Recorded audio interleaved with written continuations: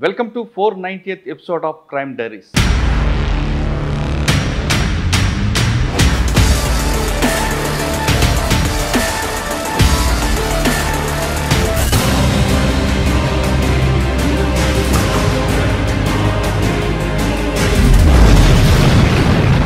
V.B. Kamalasan Reddy garu IPS, legend officer.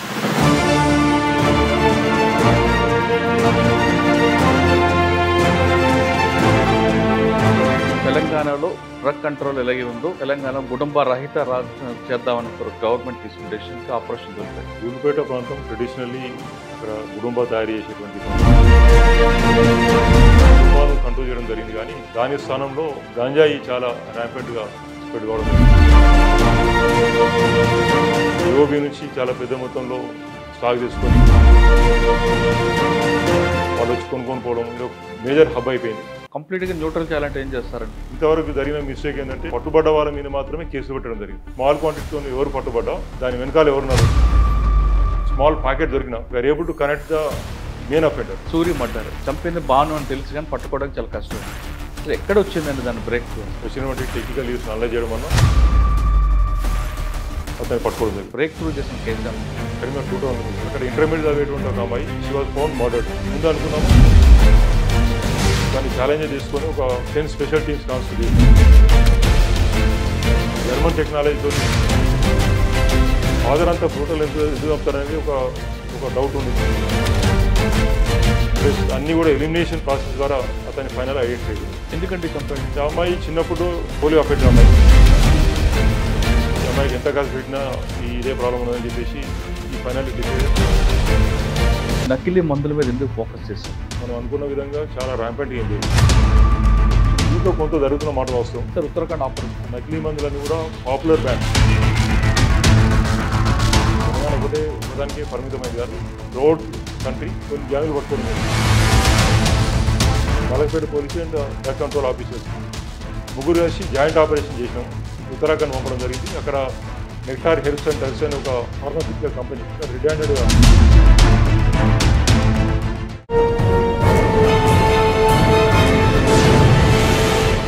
గతంలో task force డీసీపీగా, central zone డీసీపీగా, కరీంనగర్ కమిషనర్గా పనిచేసి ప్రస్తుతం ఎక్సైజ్ ఎన్ఫోర్స్మెంట్ డైరెక్టర్గా, అదేవిధంగా డ్రగ్ కంట్రోల్ డీజీగా పనిచేస్తున్న legend officer, out standing officer, పేరు V.B. కమలాసన్ రెడ్డి గారు IPS. కమలాసన్ రెడ్డి గారు గతంలో ఏఎస్పీగా, అడిషనల్ ఎస్పీగా పనిచేసి తర్వాత టాస్క్ ఫోర్స్ డీసీపీగా వచ్చినప్పుడు ఆయన పేరు సిటీలో మారుమోగిపోయింది. ఆ టైంలో సిటీలో ఈ మంచి క్రైమ్ జరిగి ఉండేవి. ప్రతి కేసును కూడా కేవలం వారం రోజుల్లోపు డిటెక్ట్ చేసేవారు. అదేవిధంగా అదే టైంలో ఉద్యమం నడుస్తున్న టైంలో కూడా ఎక్కడ కూడా ఎటువంటి ఇబ్బంది లేకుండా టాస్క్ ఫోర్స్లు ఉంటూ వాళ్ళ టీంని మొబిలైజ్ చేసుకుంటూ కరెక్ట్గా కంట్రోల్ చేశారు. అతని పరిస్థితి చూసిన తర్వాత అప్పుడు ప్రభుత్వం ఆయనకి సెంట్రల్ జోన్ డీసీపీకి ఇచ్చింది. ఇక్కడ కూడా పనిచేస్తూ తర్వాత కరీంనగర్ కమిషనర్గా వెళ్ళారు. కరీంనగర్ కమిషనర్లో ఉన్నప్పుడు అక్కడే DIGగా ప్రమోషన్ పొంది తర్వాత డ్రగ్ కంట్రోల్ డైరెక్టర్కి వచ్చారు. కొంతకాలం మధ్యలో SIBలో పనిచేశారు. తర్వాత డ్రగ్ కంట్రోల్ డైరెక్టర్. డ్రగ్ కంట్రోల్కి వచ్చిన తర్వాత గతంలో డ్రగ్ అనగానే చాలామందికి మన అందరూ మత్తు పదార్థాలు అనుకుంటాం. కానీ అక్కడ ఒక పోస్ట్ ఉంది, దాన్ని ఎలాగ పైకి తీసుకురావాలనే ఉద్దేశంతో అప్పట్లో ఉన్న ప్రభుత్వం అందుకు ప్రత్యేకంగా ఒక ఆఫీసర్గా ఏర్పాటు చేశారు. సాధారణంగా మనకి జలుబు చేస్తే, జబ్బు చేస్తే మనం మందు వేసుకుంటాం. ఆ మందే నకిలీదైతే మన ప్రాణాలు ఎలాగుంటాయనే విషయాన్ని ఒక్కసారి మీరు ఊహించుకుంటే అటువంటి నకిలీ మందుల మీద అతను కంప్లీట్గా ఫోకస్ పెట్టి ఎక్కడో ఉత్తరాఖండ్లో ఉన్న కంపెనీలు కూడా తీసుకొచ్చి మూయించి వేశారు. ప్రముఖ కంపెనీల బ్రాండ్ పేరుతో అమ్ముతున్న ప్రతి కంపెనీకి తాళాలు వేయించిన ఆయన ఆ నెక్స్ట్ వచ్చిన ప్రభుత్వం కూడా ఆ పనితీరు మెచ్చుకొని ప్రస్తుతం ఎక్సైజ్ ఎన్ఫోర్స్మెంట్ డైరెక్టర్ ఇచ్చారు. ఇప్పుడు ఆయన కొత్త ఆపరేషన్ ధూల్పేట్.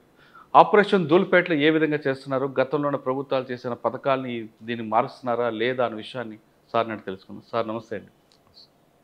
మీ చరిత్ర అంతా కూడా సింపుల్గా చెప్పా, కానీ మీరు ప్రతి ఎక్కడెక్కడ పనిచేస్తారో అన్నింటిలో కూడా మీ కేసులు చెప్పాలి సార్. ఫస్ట్ మనం ఆపరేషన్ ధూల్పేటని స్టార్ట్ చేద్దాం. గవర్నమెంట్ చాలా సీరియస్గా తీసుకుంది. అంటే తెలంగాణలో డ్రగ్ కంట్రోల్ ఎలాగే ఉందో తెలంగాణ కుటుంబ రహిత రాజ్యం చేద్దామని గవర్నమెంట్ తీసుకున్న డెసిషన్కి ఆపరేషన్ ధూల్పేట్. ధూల్పేట్ అనగానే చాలా మందికి కొన్ని సంవత్సరాలుగా మనకి దశాబ్దాలుగా అక్కడ జరుగుతూనే ఉంటుందండి గుడంబ అనేది. కానీ గత గవర్నమెంట్ కూడా ఒక ఆపరేషన్ తీసుకొని అక్కడ ఉన్న వాళ్ళందరికీ హ్యాబిచువల్ అఫెండర్స్ అందరినీ కూడా వాళ్ళకి 1,00,000 రూపాయలని ఆర్థిక ఒక పథకం పెడుతూ చాలా చేశారు. అది ఆపరేషన్ అది ఫెయిల్ అయింది అనుకోవచ్చా, సక్సెస్ అయింది అనుకోవచ్చు, దాని కంటిన్యూషన్లో ఈ ఆపరేషన్ చేస్తున్నారు. అంటే ధూళిపేట ప్రాంతం ట్రెడిషనల్లీ అక్కడ గుడుంబా తయారు చేసేటువంటి ప్రాంతం. చాలా సంవత్సరాలు చాలామంది పోలీస్ ఆఫీసర్స్ దాని మీద చాలా ప్రత్యేకంగా దృష్టి పెట్టడం జరిగింది. అయినప్పటికీ కూడా ధూళిపేటలో ఆ గుడుంబా తయారీని కంట్రోల్ చేయలేకపోయినారు.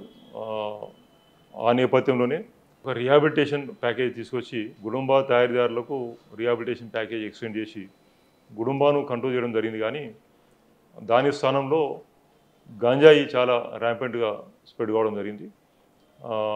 గతంలో గుడుంబా తయారీ ధూళిపేటలో తయారు చేసి సిటీ మొత్తానికి డిస్ట్రిబ్యూట్ చేసేవాళ్ళు. ఇప్పుడు గంజాయి హైదరాబాద్ జిహెచ్ఎంసీ ఏరియా లిమిట్స్లో ఎక్కడ గంజాయి పట్టుకున్నా ఆ గంజాయి సంబంధించినటువంటి లీడ్స్ ఆ మూలాలు ఇక్కడికి ధూళిపేటకు స్ప్రెడ్ అవుతున్నాయి, ధూళిపేటకు ఎక్స్టెండ్ అవుతున్నాయి. ఈ దాదాపు ఎట్లయిందంటే అక్కడ తయారు చేసి అక్కడ కొంతమంది ఒక 15-20 మంది మేజర్ అఫెండర్స్, నోటోరియస్ అఫెండర్స్ వాళ్ళకు నెట్వర్క్ ఏర్పాటు చేసుకొని ఆర్గనైజ్ క్రిమినల్ గ్యాంగ్స్గా రూపాంతరం చెందడం జరిగింది. వాళ్ళు ఏఓబి నుంచి చాలా పెద్ద మొత్తంలో స్టాక్ తీసుకొని డిఫరెంట్ ఏరియాస్లో స్టాక్ పెట్టుకొని దాన్ని చిన్న చిన్న క్వాంటిటీస్ చేసి చిన్న చిన్న పొట్లాల్లో స్కూల్ విద్యార్థులకు, కాలేజీ విద్యార్థులకు, తర్వాత యూత్కు అందరు కూడా అడిగిన వాళ్ళకు డోర్ డెలివరీ చేయడం, వాళ్ళు వచ్చి కొనుక్కొని పోవడం, ఇది ఒక మేజర్ హబ్ అయిపోయింది. దీన్ని కంట్రోల్ చేయాలని చెప్పి ఉద్దేశంతో ఆనరబుల్ చీఫ్ మినిస్టర్ గారు ఒక డైరెక్షన్ ఇవ్వడం జరిగింది. ఆనరబుల్ సీఎం గారి డైరెక్షన్స్ మేరకు మేము ఆపరేషన్ ధూళిపేట స్టార్ట్ చేయడం జరిగింది. అయితే ఈ ఆపరేషన్ ధూళిపేట స్టార్ట్ చేసిన తర్వాత మేము టోటల్ అనలైజ్ చేయడం జరిగింది. టోటల్ ఒక 15 నోటోరియస్ అఫెండర్స్ ఉన్నారు. వాళ్ళ నెట్వర్క్ ఒక 150 మెంబర్స్ ఉంటారు. 150 members they are foot soldiers. వాళ్ళకు ఇందులో డైలీ లేబర్గా ఇంత అమ్మితే ఇంత ఇవ్వాలని చెప్పి వాళ్ళకు డబ్బు ఇవ్వడం జరుగుతుంది. వాళ్ళు బైక్ల మీద తర్వాత డిఫరెంట్ ఏరియాస్కు ఆర్డర్ తీసుకుని పోవడం, అక్కడ డెలివరీ చేయడం, కొంతమంది అక్కడికే రావడం, ఈ విధంగా నిరంతరంగా కొనసాగుతున్నది. కేసులు పెట్టినా కానీ దాని ఇంపాక్ట్ ఏమి ఉండట్లేదు.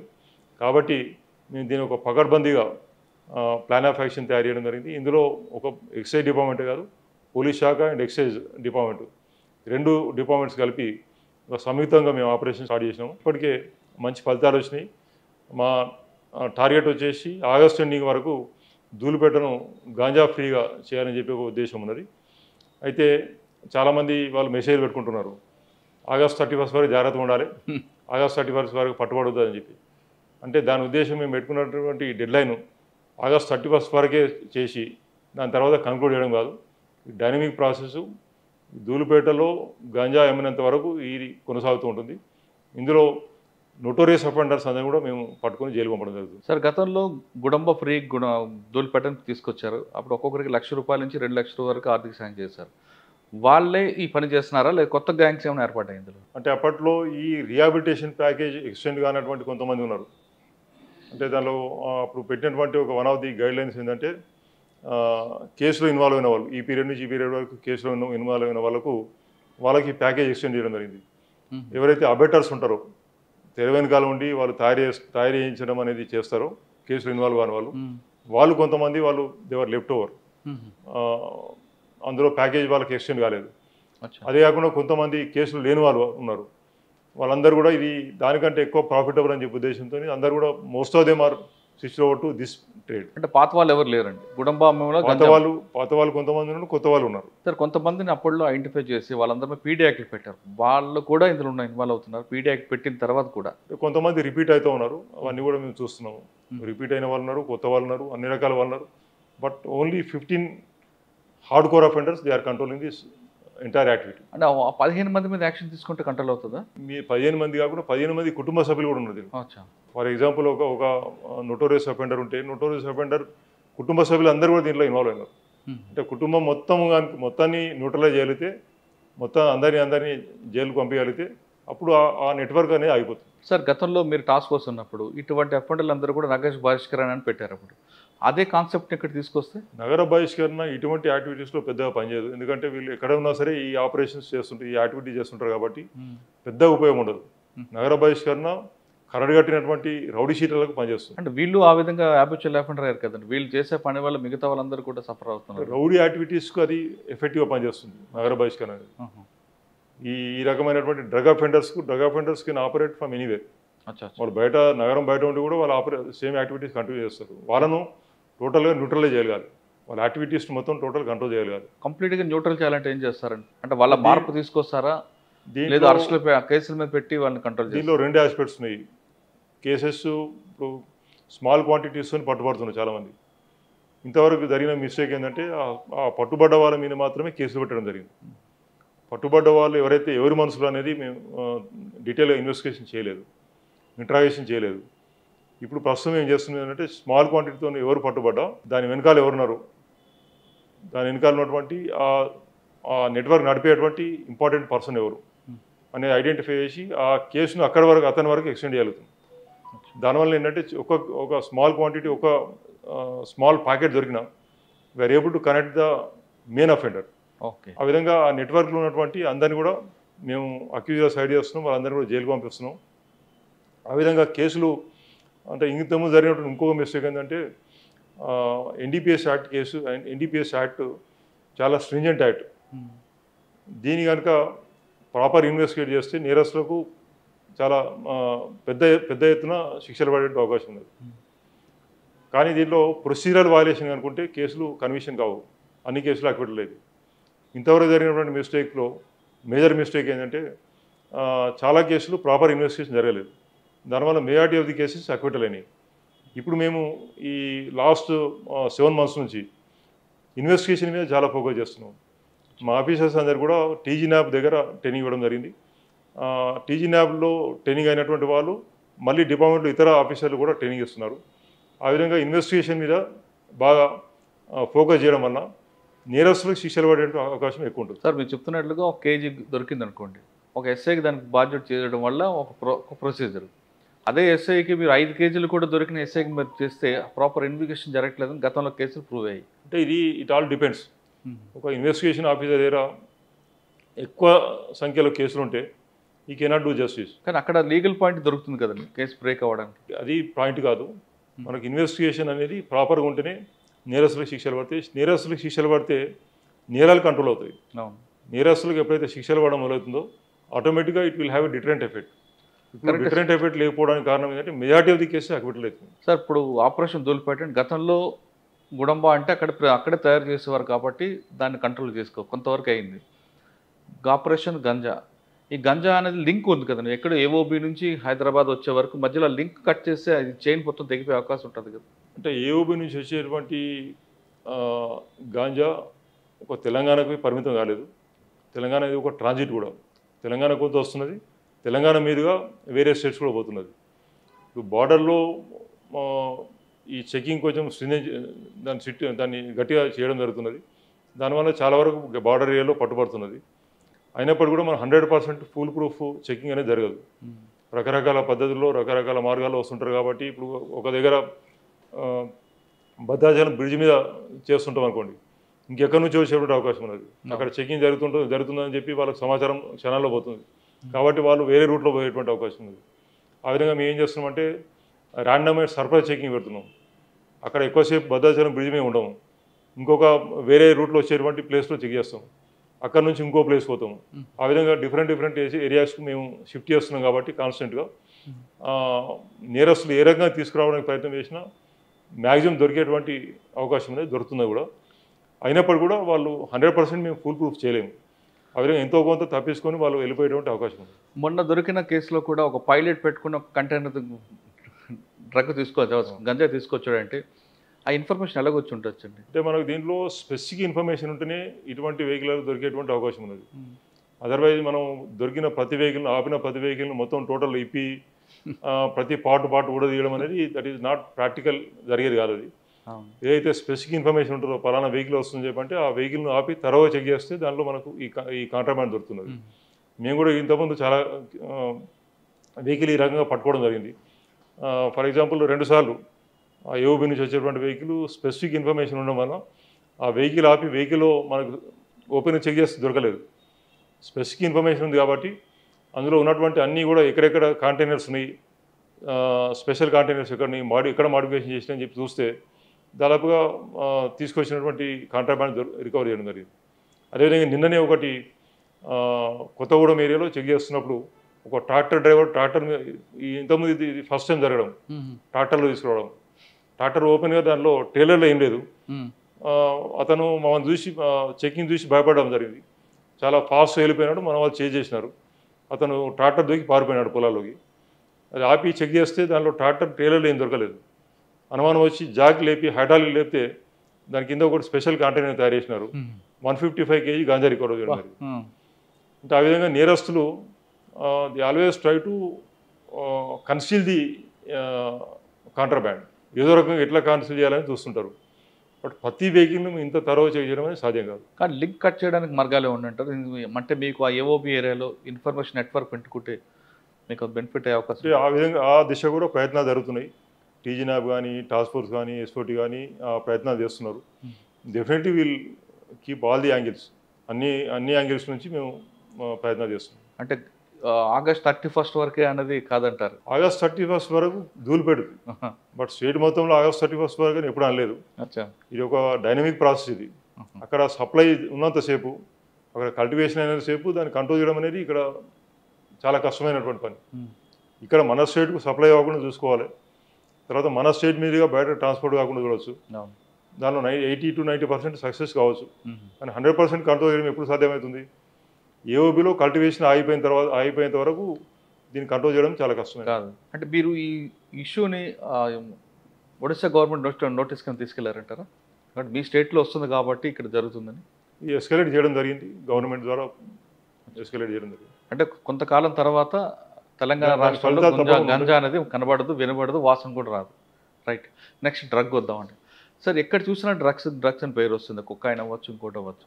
స్టార్ హోటల్స్లో ఇంత చెకింగ్ అవుతున్న తర్వాత కూడా పబ్బుల్లో ఎక్కడ దొరుకుతుంది అనుకుంటారు? అంటే పబ్బులోకి పోయే వాళ్ళు పబ్బులో డైరెక్ట్ ఎక్కడ సప్లై చేయట్లేదు. అక్కడ వచ్చేటువంటి కస్టమర్స్కు వాళ్ళు ఏం చేస్తారంటే బయట ఎక్కడనో టాయిలెట్లను లేకపోతే వెహికల్ను ఇంకెక్కడో కూర్చొని స్మాల్ క్వాంటిటీ తెప్పించుకొని దాన్ని షేర్ చేసుకుంటారు. డ్రగ్స్ తీసుకొని పబ్లోకి వస్తుంటారు. ఇది యూజువల్గా జరిగేటువంటి ప్రాసెస్ ఇది. ఈ మధ్యకాలంలో అంటే దాదాపుగా లాస్ట్ 1 year నుంచి చాలా చెకింగ్ స్ట్రింజెంట్గా చేయడం జరిగింది. ముఖ్యంగా టీజీ న్యాబ్ నుంచి ఇనిషియేటివ్ చాలా ఎక్కువ ఉన్నది. డైరెక్టర్ గారు వారు ఛార్జ్ తీసుకున్న తర్వాత చాలా ఇనిషియేటివ్స్ తీసుకోవడం జరిగింది. అదేవిధంగా వారందరితో కూడా కోఆర్డినేట్ చేస్తున్నారు, ఇంక్లూడింగ్ ఎక్సైజ్ డిపార్ట్మెంట్. మా డిపార్ట్మెంట్లో ఉన్నటువంటి కొన్ని షార్ట్ కమింగ్స్ వారు నోటీస్ తీసుకురావడం జరిగింది. ముఖ్యంగా ఇన్వెస్టిగేషన్ పార్ట్, మా ఆఫీసర్స్కి ఇన్వెస్టిగేషన్లో స్కిల్స్ లేవు కాబట్టి రిక్వెస్ట్ చేయడం వల్ల వారు డైరెక్టర్ గారు ముందుకు వచ్చి మా ఆఫీసర్స్కి అందరూ కూడా ట్రైనింగ్ సెషన్స్ ఆర్గనైజ్ చేయడం జరిగింది. ఈ విధంగా ఒక నోడల్ ఏజెన్సీ అయినటువంటి TG NAB they are taking very very important lead. వారి వారి కోఆర్డినేషన్తో మేము కూడా ఇందులో మా వంతు ప్రయత్నాలు మేము చేస్తున్నాం. అంటే అక్కడ మీరు ఆ ఏజెన్సీ కోఆపరేట్ చేసుకుని చేస్తున్నారు. ఇంత రైడ్స్ జరుగుతున్న తర్వాత కూడా ఇంకా దొరుకుతున్నాయంటే దాన్ని ఏ విధంగా అర్థం చేసుకోవాలి? అంటే ఎక్కడో లూప్ హోల్స్ కనిపిస్తున్నట్లే. దీనికి అడిక్ట్ అయిన వాళ్ళు ఏదో రకంగా తీసుకోవడానికి ప్రయత్నం చేస్తారు. మన సప్లై ఎంత టైటైన్ చేసినా కానీ సప్లై రాకుండా ఏదో రకంగా దాన్ని తెచ్చుకోవడానికి ప్రయత్నం చేస్తారు. ఆ ప్రయత్నం జరిగేటువంటి అప్పుడప్పుడు జరిగేటువంటి ఐసోలేటెడ్ ఇన్సిడెంట్స్. కానీ మనం చూస్తే జిహెచ్ఎంసీ ఏరియాలో population total 1 crore, approximately 1 crore ఉంటుంది. దీనికి డ్రగ్ అడిక్ట్ అయిన వాళ్ళు మ్యాక్సిమం సైడ్ తీసుకుంటే 20,000-30,000 కంటే ఎక్కువ ఉండరు. ఎంత పర్సెంట్ ఉంటుంది? 0.3%. దాన్ని మనం డ్రగ్స్ చాలా ర్యాంపెంట్ అయిపోయినాయి. గల్లీకి ఇంటింటికి గల్లీకి కాలేజీలో అన్నీ కూడా ఈ విధంగా కొంచెం సెన్సేషనల్ అవుతున్నది అనుకుంటున్నాను. అది నిజం కాదని చెప్పి నా అభిప్రాయం. కానీ ఇక్కడ లీగల్గా కరెక్ట్గా లేకపోవడం, లీగల్ ఏజెన్సీ లేకపోవడం వల్ల కేసులు వేగిపోతాయి. దానివల్ల భయం పోతుంది అనేది ఒక టాపిక్ ఉందండి. ఎందుకంటే గతంలో సినిమా వాళ్ళు దొరికినప్పుడు హడావడ ఇవ్వడం, వాళ్ళని పిలిపించి మీరు చెక్ చేసిన తర్వాత ఆ కేసులు ఇప్పటికీ మరుగున పడిపోయి. అంటే ఇటువంటి మెసేజ్ జనాల్లోకి వెళ్తే డ్రగ్ తీసుకుని ఏం కాదనేది వాళ్ళకి అర్థమవుతుంది కదా. అది కరెక్ట్ కాదు. గతంలో కొన్ని తప్పులు జరిగినాయి. ముఖ్యంగా ఇన్వెస్టిగేషన్ పార్ట్ నెగ్లెక్ట్ చేయడం జరిగింది. ఇప్పుడు ఇన్వెస్టిగేషన్ పార్ట్ నెగ్లెక్ట్ చేయకుండా ఇన్వెస్టిగేషన్ మీద చాలా ఫోకస్ చేస్తున్నాం. ఇప్పుడు ఒక officer, SHO level officer, inspector ఉంటాడు. ఇన్స్పెక్టర్ చేసేటువంటి ఇన్వెస్టిగేషన్ సూపర్వైజర్ ఆఫీసర్ వెట్టింగ్ చేస్తున్నారు. తర్వాత ఎవరైనా ప్రాపర్ ప్రొసీజర్ ఫాలో కాకుండా సీజర్ చేస్తే ఆ సీజర్ పంచనామా ఆ ప్రొసీజర్ రెక్టిఫై చేసే వరకు యాక్సెప్ట్ చేయొద్దని చెప్పి ఇన్వెస్టిగేషన్ చేయడం జరిగింది. ఆ విధంగా మేము గ్రాడ్యువల్గా మా ఇన్వెస్టిగేషన్ స్కిల్స్ ఇంప్రూవ్ చేస్తున్నాం. ఇన్వెస్టిగేషన్ స్టాండర్డ్ ఇంప్రూవ్ అవుతున్నది. డెఫినెట్గా రానున్న రోజుల్లో మంచి కన్విషన్స్ రాబోతుంది. అంటే కన్వర్షన్ రేట్ పెంచుకుంటే ఖచ్చితంగా బ్రేక్ అవుద్దని మీరు నేరం చేసినటువంటి నేరస్తులకు శిక్షలు పడడం అనేది చాలా శిక్షలు పడేటువంటి కన్విక్షన్ పర్సెంటేజ్ కనుక పెరిగితే తప్పకుండా దాని ప్రభావం నేరాలు చేసే వాళ్ళ మీద ఉంటుంది. ఎవరికైనా జబ్బులు వస్తే వెళ్తుంటాం, అదే నకిలీ మందు అనుకుంటే ఆ పేరు వింటేనే సగం మంది చనిపోతుంటారు. ఇటీవల మీరు డ్రగ్ కంట్రోల్ డైరెక్ట్గా తీసుకున్న తర్వాత అక్కడ తీసుకున్న చాలా పెద్ద ఆపరేషన్ ఉత్తరాఖండ్ ఆపరేషన్. ఉత్తరాఖండ్లో అంటే మీకు ఇన్ఫర్మేషన్ ఎలాగొచ్చింది? ఎక్కడ మనం హైదరాబాద్ కాదు జీడిమెట్లు ఎక్కడ తీసుకున్నా మనకి మష్రూమ్స్ కంపెనీ కనిపిస్తుంది. ప్రతి ఒక్కరు కూడా బల్క్ డ్రగ్ అంటాడు, ఏదో కంపెనీ చేస్తూనే ఉంటారు. అవి తీసుకొచ్చి పెద్ద పెద్ద కంపెనీల పేరు మీద ట్యాబ్లెట్స్ అమ్మేస్తుంటారు. ఈ లీడ్స్ ఎలాగొచ్చాయి? ఫస్ట్ మీరు అక్కడ వెళ్ళిన తర్వాత మీకు వచ్చిన ఛాలెంజ్ ఏంటి? ఈ ప్రశ్నకు సమాధానం చెప్పే ముందు ఒక్కసారి వెనక్కి వెళ్తే కమల్ హాసన్ రెడ్డి గారు టాస్క్ ఫోర్స్లో ఒక మంచి వర్క్ చేశారు, ఒకసారి చెప్పండి. టాస్క్ ఫోర్స్లో చెప్పడానికి చాలా కేసులు ఉన్నాయి. చాలా సాటిస్ఫాక్షన్ ఇచ్చినటువంటి అసైన్మెంట్ అది. 1-2 కాదు, చాలా ఆపరేషన్స్ చేయడం జరిగింది. చాలా క్రూషియల్ ఆపరేషన్స్ కూడా చేయడం జరిగింది. మా ఆఫీసర్స్ అందరూ కూడా చాలా కష్టపడి పనిచేసినారు. ఒక హెల్దీ కాంపిటీషన్ తీసుకురావడం జరిగింది. ఒక లా అండ్ ఆర్డర్ మెయింటెనెన్స్ గారు, law and order maintenance, communal harmony, తర్వాత అప్పట్లో చాలా బాంబ్ బ్లాస్ట్ కూడా జరిగినాయి, టెర్రర్ అటాక్స్ జరిగినాయి. దాన్ని దృష్టిలో పెట్టుకొని మళ్ళీ టెర్రర్ అటాక్ జరగకుండా రకరకాల వినూత్నమైనటువంటి పద్ధతుల్లో మేము ఆపరేషన్స్ కండక్ట్ చేయడం జరిగింది. అదే కాకుండా డిటెన్షన్స్ మీద కూడా చాలా ఫోకస్ చేసినాం. ఎన్నో అన్నోన్ మర్డర్ కేసెస్, ఎటువంటి క్లూస్ లేనటువంటి మర్డర్ కేసులు దాదాపుగా 30 కేసెస్ అటువంటి డిటెక్ట్ చేసినాం. అది చాలా సాటిస్ఫాక్షన్ ఇచ్చింది. మరి చెప్పడానికి 1-2 కాదు, చాలా. మీకు బాగా మనసుకు నచ్చిన కేసు ఉందండి, చాలా ఉంటాయి, 1-2 చెప్పండి. అంటే ఎలాంటి లీడ్ లేని కేసుల్లో మీరు బ్రేక్ త్రూ తీసుకొచ్చారు మీరు, అంటే మీ టీం అంతా? అంటే ఇమీడియట్గా నేను చెప్పలేను, బట్ చాలా. కానీ మీ సర్వీస్లో ఎక్కువ టాస్క్ ఫోర్స్ అంటే బాగా ఇష్టం అనుకుంటాం కదా సార్. అప్పుడు 2 విషయాలు ఉండండి. ఒకటి టాస్క్ ఫోర్స్ చూస్తూనే, ఇంకొక ఉద్యమం. ఆ లా అండ్ ఆర్డర్ ఎలా కంట్రోల్ చేసుకోవచ్చు? 2 మీకు ప్రెజర్స్ ఉంటాయి. అంటే అప్పట్లో మేము ఓనప్ చేసుకోవడం జరిగింది. ఇది కమిషనర్స్ టాస్క్ ఫోర్స్ కాబట్టి సిటీలో ఏ ఇన్సిడెంట్ జరిగినా కమిషనర్ గారి మీద దాని ఇంపాక్ట్ ఉంటుంది కాబట్టి కమిషనర్ గారి డైరెక్షన్లో, కమిషనర్ గారి కంట్రోల్లో పనిచేసే టాస్క్ ఫోర్స్. మరి దాన్ని దృష్టిలో పెట్టుకొని అప్పట్లో చాలా పెద్ద ఎత్తున ఉద్యమం నడుస్తుండేది. ఉద్యమంలో లా అండ్ ఆర్డర్ ప్రాబ్లమ్స్ రాకుండా, వైలెన్స్ లేకుండా మేము చాలా వరకు సఫలీకృతం కావడం జరిగింది. వెంటనే ఎక్కడ ప్రాబ్లం వచ్చినా ఇమీడియట్గా అక్కడ స్పాట్లో రీచ్ కావడం, అక్కడ లోకల్ పోలీస్తో కలిసి ఆ సిచ్యుయేషన్ డిఫ్యూజ్ చేయడం, ఇవన్నీ కూడా అప్పట్లో చేయడం జరిగింది. మీకు ఆ ప్రెజర్ తీసుకోలేదండి ఇప్పుడు? ఎందుకంటే మీరు ఒకవైపు ఓయూలో కనబడేవారు, ఇంకోవైపు సెంట్రల్ జోన్, ఇంకొక ఓల్డ్ సిటీ. ఇప్పుడు రాత్రి 1 గంటకి ఇంటికి వెళ్ళేవారు, మీరు పొద్దున్న వాళ్ళు వచ్చేవారు. ఆ ప్రెజర్ ఎలా మీరు మేనేజ్ చేశారు ఇప్పుడు? అంటే క్రైసిస్లో పనిచేయడం అనేది ప్రతి పోలీస్ ఆఫీసర్ చేయవలసినటువంటి పని.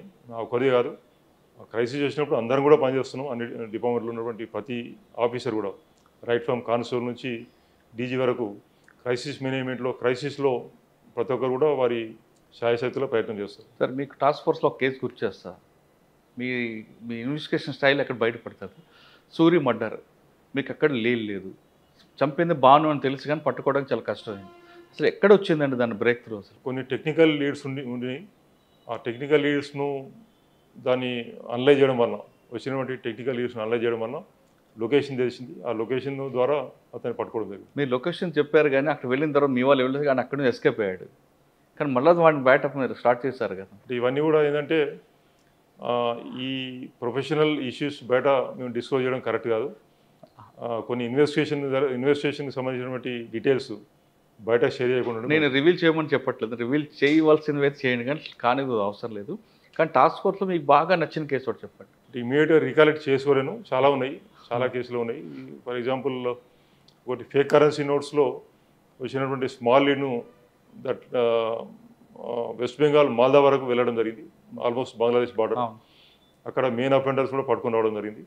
ఈ విధంగా చాలా కేసులు, ఆ విధంగా కొన్ని ఫైర్ ఆర్మ్స్ రికవరీస్ కానీ, తర్వాత ఈ ఒక మర్డర్ కేసులో మహారాష్ట్రకి వెళ్ళి అక్కడ పట్టుకోవడం కానీ, ఈ విధంగా ఇంటర్స్టేట్ ఆపరేషన్ కూడా చాలా చేయడం జరిగింది. సార్, టాస్క్ ఫోర్స్ తర్వాత మీరు సెంట్రల్ జోన్లో మీరు వర్క్ చెప్పండి సార్. సెంట్రల్ జైలు నేను డీసీపీ ఛార్జ్ చేసుకున్నప్పటికీ అప్పుడు తెలంగాణ ఉద్యమం చాలా ఉధృతమైనటువంటి స్థాయిలో ఉన్నది. అదే సమయంలో మరి గవర్నమెంట్ ఆఫ్ ఇండియా కూడా డిసిషన్ తీసుకొని తెలంగాణ ఇవ్వాలని చెప్పి ఒక డిసిషన్ తీసుకున్న తర్వాత సమైక్య ఉద్యమం స్టార్ట్ అయింది. అప్పుడు సమైక్య ఉద్యమము తర్వాత తెలంగాణ ఉద్యమం రెండు మధ్యలో దాన్ని బ్యాలెన్స్ మెయింటైన్ చేయడము, లా అండ్ ఆర్డర్ ప్రాబ్లం రాకుండా చూడడం. అదే టైంలో ఎల్బీ స్టేడియంలో 2-3 ఈ సమైక్య ఉద్యమానికి సంబంధించినటువంటి మీటింగ్ జరిగినాయి. It was a huge challenge. ఎందుకంటే తెలంగాణ దట్టు హైదరాబాద్లో పెద్ద ఎత్తున సమైక్యవాదులు వచ్చి మీటింగ్ పెట్టడము, దానికి ప్రొటెక్షన్ ఇవ్వడము, లా అండ్ ఆర్డర్ ప్రాబ్లం రాకుండా చూడడము, ఇవన్నీ అనేది చాలా ఛాలెంజింగ్ టాస్క్ అప్పట్లో. అయినప్పటికీ కూడా అప్పటి సిపి గారు, డీజీ గారు పూర్తి స్థాయిలో సహకరించడం జరిగింది. అడిగినంత ఫోర్స్ ఇవ్వడం జరిగింది, ఆఫీసర్స్ ఇవ్వడం జరిగింది. దానివల్ల లా అండ్ ఆర్డర్ చాలా ఎఫెక్టివ్గా కంట్రోల్ చేయడం జరిగింది. దాని తర్వాత తెలంగాణ ఫామ్ అయిన తర్వాత తెలంగాణ అసెంబ్లీ, ఆంధ్ర అసెంబ్లీ రెండు ఒకే చోట ఉన్నాయి. రెండింటికి బందోబస్తు ఇవ్వడం మేమే చేయవలసి వచ్చింది. తర్వాత అప్పుడు విభజనకు సంబంధించినటువంటి కొన్ని ఇష్యూస్ కూడా కొంచెం కాంట్రవర్షియల్ అయినాయి. ఫర్ ఎగ్జాంపుల్ లేబర్ కమిషన్కి సంబంధించినటువంటి ఇష్యూ. ఆ విధంగా అన్ని ఇష్యూస్ కూడా దాదాపుగా వితౌట్ ఎంబరాజ్మెంట్, గవర్నమెంట్కి ఏ రకమైనటువంటి ఎంబరాజ్మెంట్ లేకుండా ఇవన్నీ సిచ్యువేషన్స్ హ్యాండిల్ చేయడం జరిగింది. అది కాకుండా లా అండ్ ఆర్డర్ విషయం కాకుండా ఇన్వెస్టిగేషన్ పార్ట్లో ఇన్వెస్టిగేషన్కి సంబంధించి సెంట్రల్ జోన్లో పెద్దగా ఇష్యూస్ ఉండవు. ఎందుకంటే అక్కడ మేజర్ లా అండ్ ఆర్డర్ ఇష్యూసే. కొన్ని సెన్సేషనల్ కేసెస్ కూడా డిటెక్ట్ చేసినాము. కానీ మోస్ట్ ఆఫ్ ది ఫోకస్ అంతా లా అండ్ ఆర్డర్ మీద ఉంటుంది. సెంట్రల్ జోన్ పరిధిలోనే అన్ని ఈవెంట్స్ కన్క్లూడ్ అవుతాయి. అటు ఇందిరా పార్క్ కానీ, తర్వాత గణేష్ సంబంధించినటువంటి గణేష్ నిమజ్జనం కానీ, దుర్గామాత విగ్రహాల నిమజ్జనం కానీ, సెక్రటరీ అక్కడే ఉంటుంది, తర్వాత అసెంబ్లీ అక్కడే ఉంటుంది. ఈ విధంగా సెంట్రల్ జోన్ అనేది ఒక వైటల్ ఏరియా గవర్నమెంట్ క్యాపిటల్ సిటీలో. అక్కడ లా అండ్ ఆర్డర్ ప్రాబ్లం రాకుండా చూడడం, గవర్నమెంట్కి ఎంబరాస్మెంట్ లేకుండా చూడడం అనేది చాలా ఇంపార్టెంట్. సార్, గణేష్ నిమజ్జనం, ఖైరతాబాద్ గణేష్ ఇప్పుడు కూడా అంతవరకు కూడా కొంచెం లేట్గా వెళ్ళేది. కానీ మీ టైంలో కొంచెం ఎర్లీగా పెట్టాలనే ఆలోచన ఎందుకు వచ్చింది అక్కడ? అంటే అప్పట్లో నిమజ్జనం అనేది ఒక దాదాపుగా 2 రోజుల్లో జరిగేటువంటి ప్రక్రియ. మోస్ట్ ఆఫ్ ది ఐడల్స్ నగరంలో జిహెచ్ఎంసీ ఏరియాలో ప్రతిష్ఠించినటువంటి ప్రతి విగ్రహం కూడా తాంగబండికి రవాణా ప్రయత్నం చేస్తారు. ఏవో కొన్ని బార్డర్లు ఉన్నాయి, కొన్ని సరునాలు కానీ ఇంకా మిగతా ప్లేస్కి వెళ్ళిపోతారు. అయితే ఇక్కడ నిమజ్జనం జరిగేటువంటి ప్రక్రియను ఎంత ఫాస్ట్గా దాన్ని కంటిన్యూ చేసినా, దాన్ని కంప్లీట్ చేసినా, ఖైరతాబాద్ బడా గణేష్ సంబంధించినటువంటి విగ్రహం దానికి ఒక ప్రత్యేకమైనటువంటి అరేంజ్మెంట్ చేయవలసి ఉంటుంది. అది ఆ ఖైరతాబాద్ బడా గణేష్ను నిర్ణయించినటువంటి రూట్లో, ఆ స్పెసిఫైడ్ రూట్లో తీసుకురావాల్సి ఉంటుంది. దానికి ఒక స్పెషల్ క్రేన్ ఉంటుంది.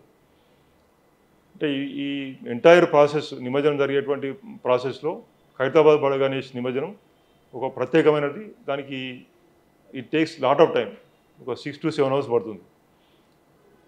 నిమజ్జనం అంతా అయిపోయిన తర్వాత, అన్ని విగ్రహాలు నిమజ్జనం అయిపోయిన తర్వాత ఖైరతాబాద్ బడా గణేష్ విగ్రహాన్ని తీసుకురావడం వల్ల ఒక 6 గంటలు నిమజ్జనం జరిగేటువంటి ప్రక్రియను 6 గంటలు ఎక్స్టెండ్ అవుతున్నది. దాన్ని దృష్టిలో పెట్టుకుని అప్పటి కమిషనర్ గారు, ప్రస్తుతం టీజీపీఎస్సీ చైర్మన్ గారు మహేందర్ రెడ్డి గారితో డిస్కస్ చేయడం జరిగింది. వారు దానికి అంగీకరించినారు. ముందే ఖైరతాబాద్ బడా గణేష్ నిమజ్జనం చేస్తే బాగుంటుందని చెప్తే దానికి వారు అంగీకరించినారు. తర్వాత ఖైరతాబాద్ గణేష్ ఉత్సవ సమితితో మాట్లాడడం జరిగింది. వారు కూడా అంగీకరించినారు. అయితే వారి మీద కొంతమంది ప్రెషర్ చేసినారు. దీన్ని ఎందుకు ఒప్పుకున్నారు, ఇట్లా ఒప్పుకునేది కాదు, ఇది లాస్ట్ చేయాలని చెప్పి వారి మీద ప్రెషర్ చేసినారు. అయినప్పుడు కూడా వారిని నచ్చజెప్పి వారిని అంగీకరింపజేసి ఒక ప్రత్యేకంగా దానికి ఒక టీం పెట్టి దానికి ఒక టైం లైన్ పెట్టుకోవడం జరిగింది. దానికి ఒక ప్రత్యేకమైనటువంటి ప్రాసెస్ ఉంటుంది. బడా గణేష్ను అక్కడ నుంచి దాని మీద క్రేన్కి షిఫ్ట్ చేయాలి. అవన్నీ కూడా కట్ చేయవలసి ఉంటుంది, బెల్డింగ్ చేయవలసి ఉంటుంది. ఇవన్నీ కూడా ఒక్కోదానికి ఎంత టైం పడుతుంది అనేది అసెస్ చేసి ఆ టైం లైన్స్ పెట్టుకుని, ఆ టైం లైన్ ప్రకారం బడా గణేష్ను అక్కడికి 9 నుంచి 10 గంటల లోపల తీసుకురావాలని చెప్పి ప్లాన్ చేసినాం. రాత్రింతా నిద్రపోకుండా మా టీమ్స్ అందరినీ పెట్టేసి ఇచ్చిన టైం లైన్ ప్రకారం అందరు కూడా దాన్ని పాటించేటట్టు చేసి, అంటే విగ్రహాన్ని ట్రాలీ మీద తేవడం ఒక టైం, అక్కడి నుంచి అలా పెట్టుకున్నారా? ట్రాలీ మీద పెట్టడం, ట్రాలీ పెట్టిన తర్వాత అక్కడ నుంచి it takes lot of time. అక్కడ నుంచి పూజలు అవన్నీ చేస్తూ చాలామంది అక్కడ ఊరేగింపు తీసుకొని ట్యాంక్ బండ్ తీసుకొని వస్తారు. ట్యాంక్ బండ్ తీసుకొచ్చినాక మళ్ళీ ఇంకో కెన్ మీకు ఎక్కించాలి. అది ఒక పెద్ద లెందీ ప్రాసెస్. ఇవన్నీ కూడా టైం అసెస్ చేసి దాని ప్రకారం ఆఫీసర్స్ డిజిగ్నేట్ చేయడం జరిగింది. ఆ టైం లైన్ ఖచ్చితంగా ఫాలో అయ్యేటట్టు జరిగింది. ఆ సంవత్సరం అన్నిటికంటే ముందుగా ఖైరతాబాద్ గణేష్ నిమజ్జనం జరిగింది. దానివల్ల నిమజ్జనం ప్రక్రియను చాలా వేగవంతం చేయడం జరిగింది. సార్ సెంట్రల్ జోన్ తర్వాత మీరు కరీంనగర్లో ఏముందండి సార్ చాలా కరీంనగర్ కొత్తగా ఫామ్ చేసినటువంటి కమిషనరేట్. నేను ఇక్కడ హైదరాబాద్లో కమిషనరేట్లో పనిచేసిన ఎక్స్పీరియన్స్ ఉండడం వల్ల అక్కడ చాలా సులువుగా అక్కడ ఈ కమిషనరేట్ సిస్టమ్ని అక్కడ ఎస్టాబ్లిష్ చేయడం జరిగింది. అది ఒక మంచి సాటిస్ఫాక్షన్ ఇచ్చేటువంటి. కానీ పొలిటికల్ ఛాలెంజ్ ఎక్కువ మీకు పొలిటికల్గా ప్రాబ్లం అంటే ఇట్ ఆల్ డిపెండ్స్. మనం ఎంతవరకు ఈల్డ్ కావాలి, ఎంతవరకు ఈల్డ్ కావద్దు అనేది దాని మీద డిపెండ్ అవుతుంది. చాలా వరకు అంటే నాకు ఎదురైనటువంటి అనుభవాల్లో నేను ఎంతవరకు పనిచేస్తాను, ఎంతవరకు చేయలేతాను అనేది వారికి కూడా తెలుసు. ఎక్కడైనా సరే న్యాయం ఉంటే తప్పకుండా చేసేవాళ్ళం. వాళ్ళు ఇచ్చినటువంటి వాళ్ళు తీసుకొచ్చినటువంటి ఇష్యూ జెన్యూన్ ఉంటే తప్పకుండా అటెండ్ చేసేవాళ్ళం. అది లా ప్రకారం చేయడానికి అవకాశం లేకపోతే చేసేటువంటి ప్రసక్తి లేదని చెప్పడం. కానీ అక్కడ ఆ విధంగా పెద్దగా రెసిస్టెన్స్ ఎక్కడ కూడా నేను ఫేస్ చేయలేదు. సార్ కరీంనగర్లో మీకు అంటే బ్రేక్ త్రూ చేసిన కేసు ఏమైనా ఉందా? అక్కడ నేను వెళ్ళిన తర్వాత కొన్ని సెన్సేషనల్ కేసులని చెలిమడ హాస్పిటల్ ఉంది ఒకటి, Chelimeda medical college and hospital. అక్కడ ఒక బేబీని ఇన్ఫాంట్ అప్పుడే పుట్టినటువంటి ఒక పాపను గుర్తులేని వ్యక్తులు ఎత్తుకొని పోవడం జరిగింది. నెక్స్ట్ డే మార్నింగ్ వాళ్ళ మదర్ పక్కన చూసుకుంటే పాప లేదు. ఇది days baby, I think almost not more than 4-5 days baby. వారు వెంటనే మేనేజ్మెంట్ నోటీస్ తీసుకెళ్ళినారు. మేనేజ్మెంట్ అంతా చెక్ చేసినా ఇక్కడ ట్రేస్ కాలేదు.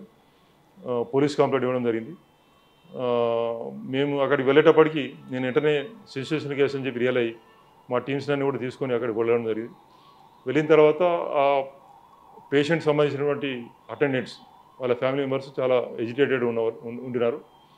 వాళ్ళకి ధర్నా చేయడం జరిగింది. అక్కడ లా అండ్ ఆర్డర్ ప్రాబ్లం తీసుకొచ్చేటువంటి సందర్భంలో నేను వారిని డైరెక్ట్ అడ్రస్ చేసినాను. ఇది మేము స్పెషల్ టీమ్స్ కాన్స్టిట్యూట్ చేస్తాం, మాకు టైం ఇవ్వండి.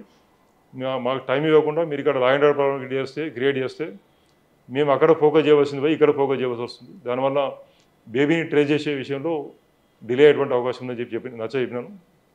వాళ్ళు దానికి అంగీకరించి వాళ్ళ ఎజిటేషన్ను విరమించుకున్నారు. మేము ఫుల్ ఫేజ్గా టీమ్స్ డిప్లాయ్ చేసినాము. దాంట్లో అక్కడ మాకు కలిసి వచ్చిన విషయం ఏంటంటే ఆ హాస్పిటల్ ప్రెమిసెస్లో కొన్ని కెమెరాస్ ఉన్నాయి. ఆ కెమెరాస్ అన్నీ కూడా సబ్స్టాండర్డ్ కెమెరాస్, పాత ఎప్పుడో పెట్టినటువంటి ప్రిమిటివ్ కెమెరాస్ అవి. బట్ ఒక 2 కెమెరాల్లో మాత్రం కొంత అక్యూజ్ సంబంధించినటువంటి ఆ వ్యక్తి ఐడెంటిఫై చేయడం జరిగింది. వ్యక్తిని మనం పూర్తిగా ఐడెంటిఫై చేయలేకపోయినా తీసుకొచ్చిన వాళ్ళు ఎవరనేది వేగంగా ఒక ఇన్ఫర్మేషన్ వచ్చింది. టోటల్ టీమ్స్ అన్ని అలర్ట్ చేసినాం. సోషల్ మీడియాలో చాలా ప్రామినెంట్గా పబ్లిష్ చేయడం జరిగింది. ఆల్ మీడియాలో కూడా కవర్ అయ్యేటట్టు చేసినాం. దానివల్ల తర్వాత మాకు ఒక చిన్న లీడ్ వచ్చింది. పలానా ఏరియాకు సంబంధించి ఒక వ్యక్తి చిన్న బేబీని తీసుకొని పోతున్నట్టు తెలిసిందని చెప్పినారు. మేము అక్కడ ఏరియాలో చెకింగ్ పెట్టినాం.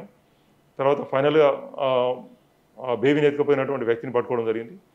వితిన్ 24 hours ఆ బేబీని వాళ్ళ మదర్కు హ్యాండ్ ఓవర్ చేయడం జరిగింది. అది ఒక చాలా సాటిస్ఫాక్షన్ ఇచ్చేటువంటి డిటెక్షన్. అంటే ఏదో చిన్న పిల్లని వదిలేకుండా మీరు కంప్లీట్గా ఫాలోఅప్ చేయడం వల్ల బ్రేక్ వచ్చింది. ఇంకో కేసు ఉందంటున్నారు. ఇంకో కేసు ఒక మర్డర్ కేసు అయింది కరీంనగర్ 3 town లిమిట్స్లో, కరీంనగర్ 2 town లిమిట్స్లో. అక్కడ ఇంటర్మీడియట్ చదివేటువంటి ఒక అమ్మాయి, పేరు గుర్తుంది, ముత్తా రాధిక అనే అమ్మాయి. She was found murdered. ఆ రోజు ఆ అమ్మాయి కాలేజీకి వెళ్ళలేదు, ఇంట్లో ఉండి చదువుకుంటా అని చెప్పి ఇంట్లో ఉండిపోయింది. ఎగ్జామ్స్ కంటే ముందు, ఇంటర్మీడియట్ ఎగ్జామ్స్ కంటే ముందు. ఈవినింగ్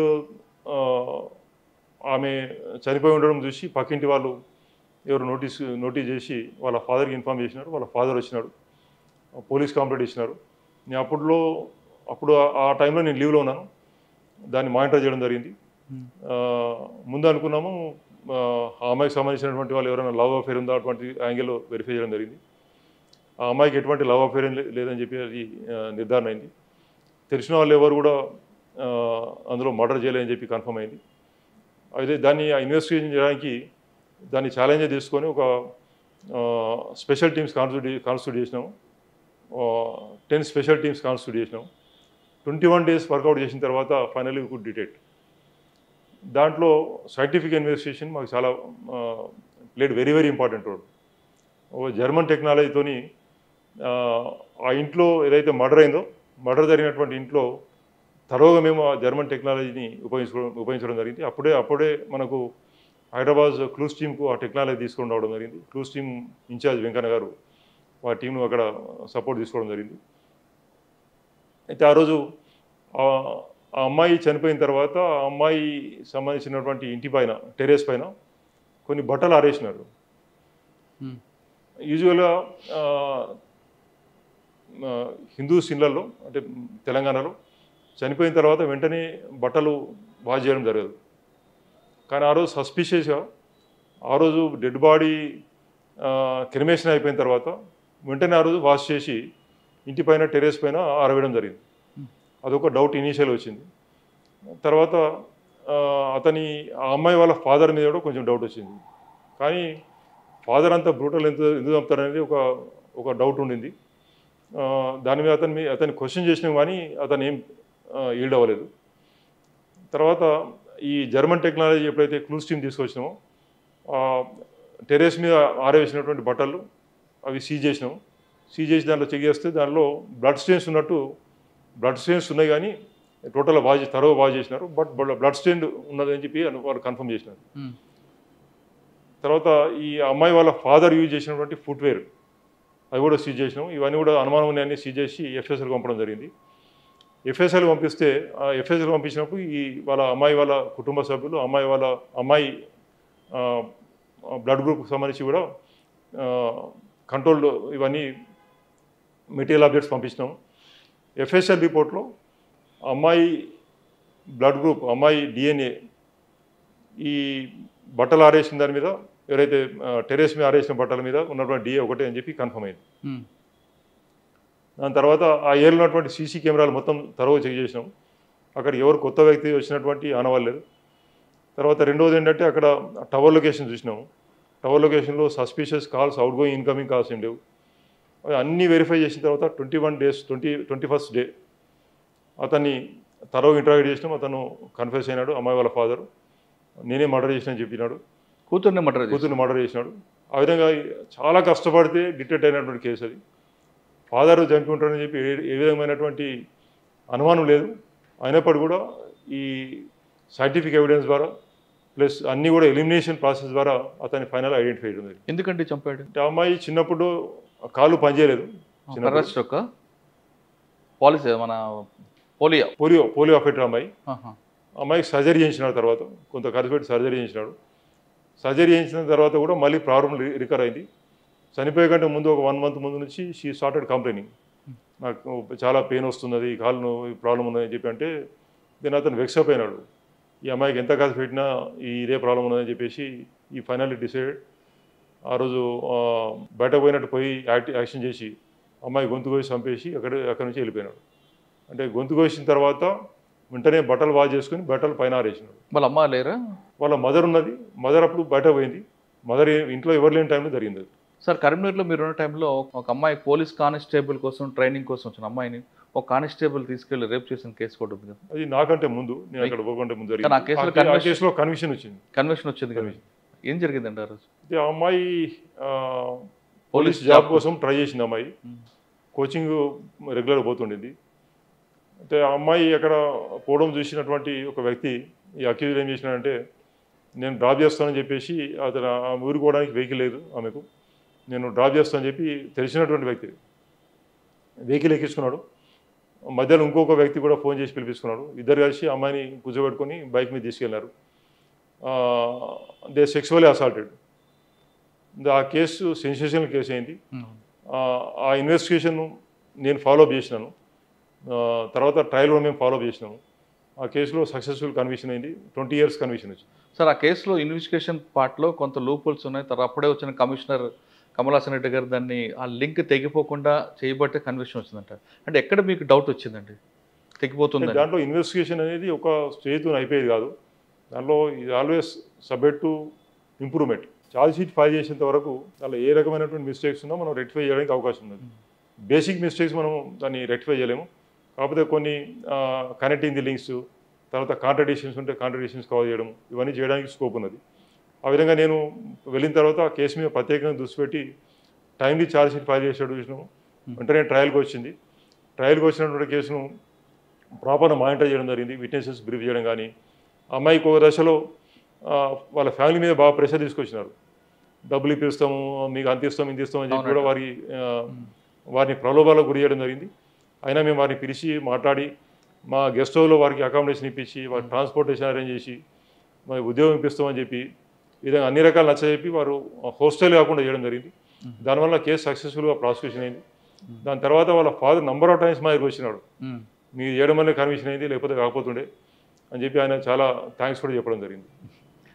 అమ్మాయికి ఉద్యోగం కూడా ఇప్పించడం జరిగింది. సూపర్ అండి. అదే ఆ కేసు గురించి మీ పేరు ఒకసారి బయటకు వచ్చింది. సార్ ఒకసారి మీరు వెనక్కి వెళ్తే నర్సంపేట, గోదావరిఖని ఇవన్నీ ప్రాంతాలు పనిచేశారు.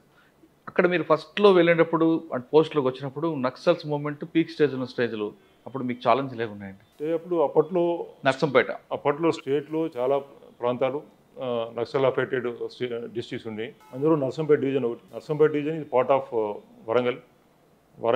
నక్సల్ ప్రభావిత ప్రాంతాల్లో వరంగల్ నంబర్ 1 ఉండేది, తర్వాత కరీంనగర్, ఇట్లా ఈ రకమైన జిల్లాలు ఉండేది. ప్రతిరోజు ఏదో ఒక ఇన్సిడెంట్ జరిగేది వరంగల్ జిల్లాలో. నర్సంపేట ప్రాంతంలో అన్ని నక్సల్ సంబంధించినటువంటి అవుట్ఫిట్స్ ఉండేది. పీడబ్ల్యూ, అప్పట్లో పీడబ్ల్యూ అనేవాళ్ళు. తర్వాత 2005 తర్వాత మావోయిస్ట్ పార్టీ అయింది. పీడబ్ల్యూజీ, జనశక్తి, ఫణిబాగ్చి, తర్వాత ప్రజాపంత, ఈ రకంగా ప్రతి నక్సల్ సంబంధించినటువంటి ఒక అవుట్ఫిట్ అక్కడ ఆపరేట్ చేసేవాళ్ళు. ఎందుకంటే అక్కడ అటవీ ప్రాంతం చాలా ఎక్కువ ఉన్నది. కొత్తగూడ అండ్ గూడూరు అటవీ ప్రాంతం చాలా ఎక్కువ ఉండింది. కాబట్టి అక్కడ దాన్ని కేంద్రంగా చేసుకుని అక్కడ యాక్టివిటీస్ చాలా విపరీతంగా ఉండేవి. నేను 97లో అక్కడ వెళ్ళాను. 2000కి వచ్చేటప్పటికి అంటే ఒక నర్సంపేట అని కాదు, దాదాపుగా వరంగల్ జిల్లా అంతా కూడా 2000 వరకు, అంటే వితిన్ 3 ఇయర్స్లో చాలా సిగ్నిఫికెంట్ బ్రేక్ త్రూస్ వచ్చినాయి. చాలా దళాలు ఎలిమినేట్ కావడం జరిగింది. చాలామంది వాంటెడ్ అక్యూజ్డ్ ఎలిమినేట్ కావడం జరిగింది. ఆ విధంగా వరంగల్ జిల్లాలో పోలీసు పట్టు బాగా ఇంప్రూవ్ అయ్యింది. మిమ్మల్ని కూడా టార్గెట్ చేశారట? అంటే అప్పట్లో by virtue of working there అక్కడ పనిచేసే వాళ్ళందరూ కూడా ఏదో రకంగా టార్గెట్ అయ్యేవాళ్ళు. ప్రత్యేకంగా కారణం అంటూ లేదు. అక్కడ పనిచేసేటువంటి వరంగల్ జిల్లాలో పనిచేసేటువంటి నక్సల్ ప్రభావిత ప్రాంతాల్లో పనిచేసే వాళ్ళు చాలామంది టార్గెట్ అయ్యేవాళ్ళు. అందులో భాగంగా మీరు కూడా అయి ఉంటారు. ఓకే సార్, నక్సల్ ఆ ప్రాంతం పనిచేయడం ఎక్స్పీరియన్స్తో తర్వాత మీరు అడిషనల్ ఎస్పీ వెస్ట్ గోదావరి అవన్నీ అయిన తర్వాత జానారెడ్డి గారి దగ్గర మీరు ఓఎస్డీకి చేశారండి. ఆ టైంలో జానారెడ్డి గారికి ఎక్కువ ఫీడ్బ్యాక్ ఇచ్చి హోమ్ మినిస్టర్ జానారెడ్డి గారికి చర్చల ప్రభావంతో వచ్చిన నక్సల్స్కి అందరూ కూడా కోఆర్డినేట్ చేయడం, ఆ మొత్తం ఆ ఎపిసోడ్లో మీ రోల్ ప్రధానం కనబడింది. ఒకసారి జానారెడ్డి గారితో పనిచేసినప్పుడు మీ యాక్టివిటీస్ ఏంటి, చర్చలు అప్పుడు మీరు చేసిన? అంటే అప్పుడు నేను గ్రేవన్స్లో పనిచేసేవాడిని. గ్రేవన్స్లో పనిచేసినప్పుడు అప్పటి డీజీ గారు, తర్వాత ప్రభుత్వం కూడా ఈ హోమ్ మినిస్టర్ గారికి అసిస్ట్ చేయడానికి ఒక ఎక్స్పీరియన్స్ ఆఫీసర్ ఉంటే బాగుంటుందని చెప్పి నన్ను సెలెక్ట్ చేసి పంపడం జరిగింది. ఆ టైంలో మినిస్టర్ గారికి నేను బ్రీఫ్ చేసేవాడిని, వాళ్ళ యాక్టివిటీస్ సంబంధించి డిఫరెంట్ యాంగిల్స్ సంబంధించి వారు బ్రీఫ్ చేసేవాడిని. అంతవరకు నా పాత్ర పరిమితం.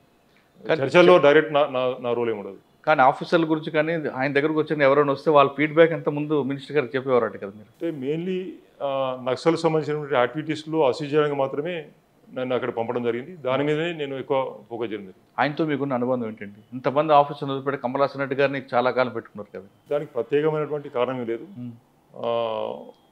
వారి దగ్గర పనిచేయడం అనేది ఒక ఆపర్చునిటీ. హోమ్ మినిస్టర్ దగ్గర పనిచేయడం అనేది ఒక ఆపర్చునిటీ. హోమ్ మినిస్టర్ ఓఎస్జీ అంటే ఒక ఛాలెంజింగ్ జాబ్ అది. అంటే డిపార్ట్మెంట్కు హోమ్ మినిస్టర్ మధ్యలో ఒక బ్రిడ్జ్ లాగా పనిచేయాలి. అవును. డీజీ గారు చెప్పినటువంటి విషయాలు, తర్వాత ఇంటెలిజెన్స్ వచ్చిన విషయాలు, డే టు డే యాక్టివిటీస్ సంబంధించిన విషయాలు, నక్సల్ యాక్టివిటీస్ సంబంధించిన విషయాలు వారికి బ్రీఫ్ చేయడంలో నేను ఒక బ్రీఫింగ్ నోట్స్ తీసుకొని వారికి బ్రీఫ్ చేయడం ఇవన్నీ కూడా జరిగింది. కానీ చాలామంది ఓఎస్డీలు అంటే గతంలో తీసుకుంటే ఏదో ఒక చిన్న బ్లాక్ స్పాట్తో బయటకు వచ్చేవారు. కానీ కమలాసన్ రెడ్డి గారు ఓఎస్డీగా ఎక్కడ కూడా బ్లాక్ స్పాట్ లేకుండా ఎలాగ వచ్చారండి? నా రోల్ క్లారిటీ ఉండింది. అప్పుడు ఎంతవరకు చెప్పాలి, ఎంతవరకు నా రోల్ అనేది అప్పుడు నాకు క్లారిటీ ఉన్నది.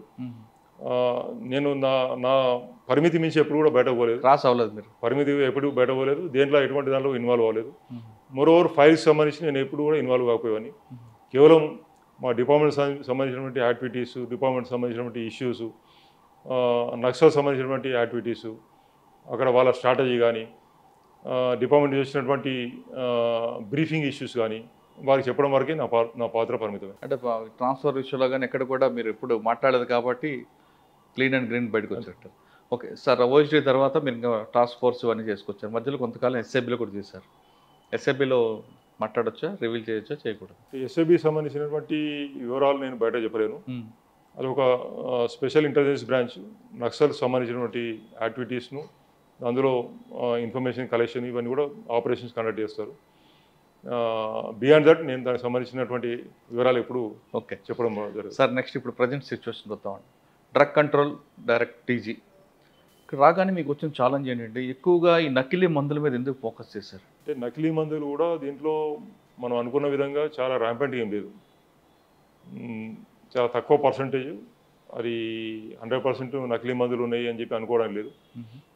మన దగ్గర మన దేశం గర్వపడేటువంటి సంస్థలు ఇక్కడ ఉన్నాయి, ఫార్మాస్యూటికల్ యూనిట్స్ ఇక్కడ ఉన్నాయి.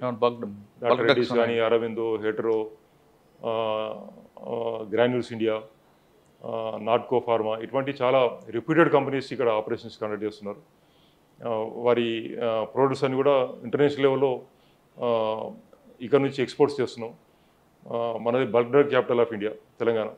అంటే మన దేశం నుంచి ఎక్స్పోర్ట్ చేసే డ్రగ్స్లో 35% డ్రగ్స్ ఇక్కడనే తయారవుతుంది. హైదరాబాద్ కొన్ని ఎక్కడో కొన్ని జరిగేదాన్ని నకిలీ మందులు ఆర్ సబ్స్టాండర్డ్ డ్రగ్స్ మొత్తం మార్కెట్ అంతా ఇట్లా ఉందని చెప్పి అనుకోవడం కరెక్ట్ కాదు. దీంట్లో కొంత జరుగుతున్న మాట వాస్తవం. మీ ఇక్కడ ఈ ఛార్జ్ చేసుకున్న తర్వాత ఎన్ఫోర్స్మెంట్ వింగ్ను బాగా స్ట్రెంథన్ చేయడం జరిగింది. అంతవరకు కేవలం రెగ్యులేటరీ వింగే ఉండేది, లైసెన్స్లు ఇవ్వడము, అప్రూవల్స్ ఇవ్వడము, అది అంతవరకే పరిమితమే వాళ్ళు. నేను అక్కడ ఛార్జ్ చేసుకున్న తర్వాత ఎన్ఫోర్స్మెంట్ మీద బాగా ఫోకస్ చేయడం జరిగింది. ఎన్ఫోర్స్మెంట్ బాగా చేసే క్రమంలో కొన్ని వయలేషన్స్ నోటీస్కి వస్తాయి. ఆ వయలేషన్స్ మీడియా ద్వారా పబ్లిక్ రిలీజ్ చేసినప్పుడు పబ్లిక్ ఏమనుకుంటారంటే మీడియా ద్వారా వచ్చినప్పుడు చాలా పెద్ద ఎత్తున ఇటువంటి జరుగుతుందని చెప్పి అనుకుంటారు, కానీ అది కరెక్ట్ కాదు. But still we are doing our best. దేశంలో మన దగ్గర సర్క్యులేషన్ ఉన్నటువంటి నకిలీ మందులు ఏవైతే ఉంటే ఎక్కడ తయారు చేసినా we are able to reach there. తెలంగాణలో కాదు, మన దగ్గరికి వచ్చేటువంటి నకిలీ మందులు ఏ రాష్ట్రం నుంచి వచ్చినా ఆ రాష్ట్రంలో మనం ఆపరేషన్ చేస్తున్నాం. ఆ విధంగా నకిలీ మందుల మీద కూడా చాలా కఠినంగా వ్యవహరించడం జరుగుతుంది. అంటే గతంలో డ్రగ్ ఇన్స్పెక్టర్ అనగానే మీరు చెప్తున్నట్టు మెడికల్ షాప్ లైసెన్స్ వరకే ఉండేవారు, కానీ ఇప్పుడు అదే డ్రగ్ ఇన్స్పెక్టర్, ఆ డ్రగ్ కంట్రోల్ ఉన్న ఆఫీసులు అందరూ ప్రతి ఆఫీసులకు వెళ్తున్నారు కదా, వాళ్ళందరినీ రోడ్డు మీద తీసుకొచ్చారు కదా. చేయవలసిన డ్యూటీ చేపిస్తున్నాం. వాళ్ళను అంటే ఎక్స్ట్రా చేయించడం కాదు, they are supposed to do all these works. వాళ్ళ role apart from licensing authority, enforcement కూడా వాళ్ళు చేయవలసినటువంటి పని. ఎన్ఫోర్స్మెంట్ చేయవలసింది కాబట్టి తప్పనిసరిగా వాళ్ళతో చేపిస్తుంది. సార్, ఉత్తరాఖండ్ ఆపరేషన్ చెప్పండి. ఇక్కడ ఎన్ఫోర్స్మెంట్ యాక్టివిటీని స్ట్రెంథన్ చేసిన తర్వాత కొన్ని యాక్టివిటీస్ నోటీస్కి వచ్చినాయి, కొన్ని నకిలీ మందులు పట్టుకోవడం జరిగింది. ఆ నకిలీ మందులన్నీ కూడా పాపులర్ బ్రాండ్స్, రెప్యూటెడ్ కంపెనీకి సంబంధించిన ఫాస్ట్ రన్నింగ్ డ్రగ్స్, ఏవైతే మందులు ఎక్కువ అమ్ముడు పోతుంటాయో వాటిని చూజ్ చేసుకొని నకిలీ మందులు తయారు చేసి తెలంగాణలో సర్క్యులేషన్ చేయడం అనేది ఒక నోటీస్కి వచ్చింది. నాట్ ఓన్లీ తెలంగాణ, ఈ తెలంగాణ ఒకదానికే పరిమితమైంది కాదు, త్రూఅవుట్ కంట్రీ అన్ని స్టేట్స్లో జరుగుతూ ఉన్నాయి. ఎప్పుడైతే నోటీస్ వచ్చిందో కొన్ని గ్యాంగులు పట్టుకోవడం జరిగింది. ఆ గ్యాంగులు పట్టుకున్నప్పుడు కొన్ని నేమ్స్ వచ్చినాయి, వారి మీద నిఘా పెట్టడం జరిగింది, వారి యాక్టివిటీస్ మీద మనం వాచ్ చేయడం జరిగింది. మోస్ట్లీ మనకి ఎట్లా వచ్చినాయి అంటే కొరియర్ సర్వీస్ ద్వారా వచ్చేది. ఇనీషియల్గా కొరియర్ సర్వీస్ ద్వారా వాళ్ళు కొంతమంది వ్యక్తులకు వస్తే ఆ వ్యక్తులు తెలిసిన మెడికల్ షాపులు పెట్టి అమ్మడం, ఆ విధంగా చేసేవాళ్ళు. కొరియర్ల మీద కూడా ఫోకస్ చేయడం జరిగింది, వాచ్ పెట్టడం జరిగింది. ఆ విధంగా వచ్చినటువంటి కొన్ని లీడ్స్ ద్వారా finally we could identify Uttarakhand Kotdwar అనే ఒక ప్రాంతంలో నకిలీ మందులు తయారు చేస్తున్నారు. తయారు చేసినటువంటి నకిలీ మందులు ఇక తెలంగాణతో పాటు వివిధ రాష్ట్రాలకు డిస్ట్రిబ్యూట్ చేస్తారని చెప్పి వచ్చినటువంటి సమాచారం. అది ఇక్కడ కొంతమంది పట్టుకున్న తర్వాత వాళ్ళ ఇంట్రాగేషన్లో తెలిసిన తర్వాత ఇక్కడ నుంచి టీంలు వెంటనే ఉత్తరాఖండ్ పంపించినాము. తర్వాత దీంట్లో ఉన్నటువంటి డ్రగ్ కంట్రోల్ అడ్మినిస్ట్రేషన్ లిమిటేషన్ ఏంటంటే డ్రగ్ కంట్రోల్ సంబంధించినటువంటి అధికారులు, ముఖ్యంగా డ్రగ్స్ ఇన్స్పెక్టర్స్, వాళ్ళ జ్యుడిషియల్ ఓన్లీ స్టేట్కే కన్ఫర్మ్ అయింది. స్టేట్ దాటి వేరే స్టేట్లో ఆపరేషన్ చేయడానికి లేదు. వేరే స్టేట్లో ఆపరేషన్ చేయాలన్నా, వేరే స్టేట్లో ఇన్స్పెక్షన్ చేయాలన్నా, సీజర్ చేయాలన్నా ఆ కన్సర్న్డ్ డ్రగ్ ఇన్స్పెక్టరే దానిలో వీరికి అసిస్ట్ చేయాలి, వేరే వాళ్ళు చేయడానికి లేదు. కాబట్టి ఇక్కడ ఇనీషియల్గా మాకు వచ్చినటువంటి బ్రేక్ త్రూ నకిలీ మందులు పట్టుకున్న తర్వాత మలక్పేట పోలీస్ స్టేషన్లో కేసు రిజిస్టర్ చేసాము. డ్రగ్ ఇన్స్పెక్టర్కు పోలీసుకు ఉన్నటువంటి అడ్వాంటేజ్ ఏంటంటే డ్రగ్ ఇన్స్పెక్టర్తో కంపేర్ చేస్తే police operation can extend anywhere in India. ఇన్వెస్టిగేషన్లో ఎక్కడికైనా వెళ్ళేటువంటి అధికారం ఉన్నది, ఆ పవర్స్ ఉన్నాయి. కాబట్టి లోకల్ పోలీస్ స్టేషన్లో కేసు రిజిస్టర్ చేసి ఇక్కడ నుంచి task force, Malakpet police and drug control officers ముగ్గురు కలిసి జాయింట్ ఆపరేషన్ చేసినాము. ఉత్తరాఖండ్ పంపడం జరిగింది. అక్కడ నెక్టార్ హెర్బ్స్ అండ్ డ్రగ్స్ అని ఒక pharmaceutical company, manufacturing company identify చేసినాము. అక్కడ రేడ్ చేయడం జరిగింది. అక్కడ రెడ్ హ్యాండెడ్గా తయారు చేస్తున్నప్పుడే మనం పట్టుకోవడం జరిగింది. సార్ మీరు డ్రగ్ కంట్రోల్ తర్వాత ఈ డ్రగ్స్ తర్వాత లిక్కర్ ఇవన్నిటి మీద మీరు ఎక్కువగా ఇప్పుడు ఈ 3 మెయిన్ డిపార్ట్మెంట్, ఈ మూడింటిని కూడా కంప్లీట్గా మాఫియా లాంటి వాళ్ళు నడుపుతుంటారు, అంటే ఆర్గనైజ్డ్ క్రైమ్ ఉంటుంది. వీళ్ళ దగ్గర నుంచి అయితే ప్రలోభాలు వస్తాయి లేదా దేనికైనా రెడీ అవుతారు. ఇటువంటి ఇష్యూస్లో మీరు వెళ్తున్నప్పుడు మీకు ఏమైనా అటువంటి థ్రెట్ వచ్చిందంటారా? అటువంటి ప్రాబ్లం ఏం లేదు. తెలంగాణలో అటువంటి ధైర్యం చేస్తారని చెప్పి అనుకోవట్లేదు. అంటే మీరు తెలంగాణ కాదు, మీరు వేరే స్టేట్కి వెళ్ళారు కాబట్టి. వేరే స్టేట్స్కి వెళ్ళినప్పుడు అక్కడ లోకల్ పోలీస్ సహకారం తీసుకుంటాం. ఇక్కడ నుంచి కూడా పోలీస్ వెళ్తారు. Drugs inspectors they can't be sent alone. ఎందుకంటే అక్కడ ఉండేటువంటి థ్రెట్స్ వేరే ఉంటాయి. గతంలో కూడా దాడులు జరిగినాయి. డ్రగ్స్ ఇన్స్పెక్టర్ మీద దాడులు జరిగినటువంటి సందర్భాలు ఉన్నాయి, వేరే స్టేట్ ఆఫీసర్స్ మీద. దాన్ని దృష్టిలో పెట్టుకొని అడిక్వేట్ ప్రికాషన్ తీసుకుంటాం. మా ఆఫీసర్స్కు ప్రొటెక్షన్కు will take all necessary. Sir liquor విషయం తీసుకుంటే మీ ఫోకస్ ఎలా ఉంటుందండి? అందులో ఇప్పుడు ఎక్కడి నుంచి బయట నుంచి కూడా వస్తున్నాయి కాబట్టి. బయట నుంచి వచ్చేటువంటి ఎన్డీపీఎల్ అంటాం, నాన్ డ్యూటీ పెయిడ్ లిక్కర్. అంటే ఇక్కడ డ్యూటీ అవాయిడ్ చేసి, ట్యాక్సెస్ అవాయిడ్ చేసి బయట నుంచి తీసుకొస్తే ఎక్కువ లాభాలు పొందొచ్చు అని చెప్పే ఉద్దేశంతో తీసుకొస్తుంటారు. బట్ దాన్ని పెద్ద ఆర్గనైజ్డ్గా ఇక్కడ వచ్చినటువంటి అవకాశాలు తక్కువ. ఎందుకంటే బార్డర్ చెక్ పోస్ట్ ఉన్నాయి. అదేవిధంగా స్టేట్లో ఎక్కడ మీద మనకు ట్రేస్ అండ్ ట్రాక్ సిస్టమ్ ఉన్నది. ప్రతి లిక్కర్ బాటిల్ మీద హోలోగ్రామ్ ఉంటుంది. ఆ హోలోగ్రామ్ ద్వారా వీ కెన్ ట్రేస్ ఆ బ్యాచ్ ఎక్కడ తయారైంది, లిక్కర్ ఎక్కడ తయారైంది, ఏ డిస్టిలరీ, ఏ బ్యాచ్, ఏ డేట్, ఇవన్నీ కూడా చాలా డీటెయిల్ వెంటనే మనం ఐడెంటిఫై చేయడానికి ఉంటుంది. కాబట్టి ఇక్కడ లోకల్ అమ్మేటువంటి వాటి మీద నిఘా ఉంటుంది. కాబట్టి వాళ్ళు ఏదో అనాథరైజ్గా తీసుకొచ్చి ఏదో ఈవెంట్స్లో పెట్టేటువంటి అవకాశం ఉన్నది. దాని మీద ఫోకస్ చేస్తున్నాం. ఈవెంట్ పర్మిషన్ ఇచ్చిన తర్వాత ఆ ఈవెంట్స్లో గతంలో జరిగేది ఒక 50% లోకల్ కొని ఇంకో 50% బయట నుంచి తీసుకొచ్చినటువంటి. ఎందుకంటే కొన్ని డిఫరెన్స్ ఎక్కువ ఉంటుంది, రేట్ డిఫరెన్స్ ఎక్కువ ఉంటుంది. బయట స్టేట్ నుంచి వచ్చినాయి, ఇక్కడ డ్యూటీ ఎక్కువ ఉండి వేరే స్టేట్లో డ్యూటీ తక్కువ ఉన్నప్పుడు ఆ ప్రాబ్లం వస్తుంది. కాబట్టి అన్ని ఈవెంట్స్ మీద ఇప్పుడు నిఘా పెట్టడం జరిగింది. దాదాపు దాన్ని కంట్రోల్ చేయడం జరిగింది. ఓకే సార్, ఫైనల్గా చెప్పండి, పోలీస్ డిపార్ట్మెంట్లోకి వచ్చే వాళ్ళకి మీరు ఇచ్చే మెసేజ్ ఏంటంటే? పోలీస్ శాఖలో పనిచేయడం అనేది ఒక నేను అనుకోవడం, నా పర్సనల్ ఒపీనియన్. అసలు మీరు బై ఛాన్సా బై చాయిస్ అండి? చాయిస్ ఏం కాదు, ఛాన్సా. ఓకే. పోలీస్ శాఖలో పనిచేసే అదృష్టం అనేది చాలా తక్కువ మందికి ఉంటుంది. ఇందులో ఉన్నటువంటి జాబ్ సాటిస్ఫాక్షన్ ఇంకెక్కడ ఉండదు. ఇందులో స్కై ద లిమిట్. ఒక ఆఫీసర్ కనుక చేద్దామనుకుంటే ఎంతన్నా పని చేయొచ్చు, ఎంతో సర్వీస్ చేయొచ్చు. తన ఏరియాలో, తన జ్యుడిషియల్లో కానీ ఇంకెక్కడైనా సరే దే కెన్ ఆపరేట్ ఎనీవేర్. ఒక నేరం జరిగిందని అనుకుంటే ఆ నేరం ఇన్వెస్టిగేషన్ చేసే ప్రాసెస్లో దే కెన్ గో ఎనీవేర్. అంతటి అవకాశాలు ఉంటాయి, పనిచేయడానికి అవకాశాలు ఉంటాయి, సర్వీస్ చేయడానికి చాలా అవకాశం ఉంది. ప్రజలకు సర్వీస్ చేసేటువంటి అవకాశం ఇంతకంటే ఎక్కువ వేరే డిపార్ట్మెంట్ ఉంటుందని చెప్పి నేను అనుకోవట్లేదు. కాబట్టి ఇక్కడ పోలీస్ శాఖలో చేరాలని చెప్పి అందరినీ కోరుతున్నాను. ప్రజలకు సేవ చేయాలంటే police department the best platform అంటున్నారు కమలాసన్ రెడ్డి గారు.